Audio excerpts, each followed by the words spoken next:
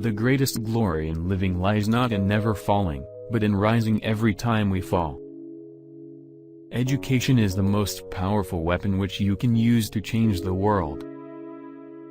It always seems impossible until it's done. I learned that courage was not the absence of fear, but the triumph over it. The brave man is not he who does not feel afraid, but he who conquers that fear. For to be free is not merely to cast off one's chains, but to live in a way that respects and enhances the freedom of others. After climbing a great hill, one only finds that there are many more hills to climb. Do not judge me by my successes, judge me by how many times I fell down and got back up again. A winner is a dreamer who never gives up. Real leaders must be ready to sacrifice all for the freedom of their people. No one is born hating another person because of the color of his skin, or his background, or his religion. People must learn to hate, and if they can learn to hate, they can be taught to love, for love comes more naturally to the human heart than its opposite.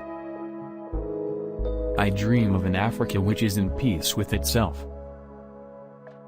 There is no passion to be found playing small, in settling for a life that is less than the one you are capable of living. A good head and a good heart are always a formidable combination. The oppressor must be liberated just as surely as the oppressed. I like friends who have independent minds because they tend to make you see problems from all angles. There is nothing like returning to a place that remains unchanged to find the ways in which you yourself have altered. I stand here before you not as a prophet but as a humble servant of you, the people. I am fundamentally an optimist. Whether that comes from nature or nurture, I cannot say. Part of being optimistic is keeping one's head pointed toward the sun, one's feet moving forward. There were many dark moments when my faith in humanity was sorely tested, but I would not and could not give myself up to despair. That way lays defeat and death. It is said that no one truly knows a nation until one has been inside its jails.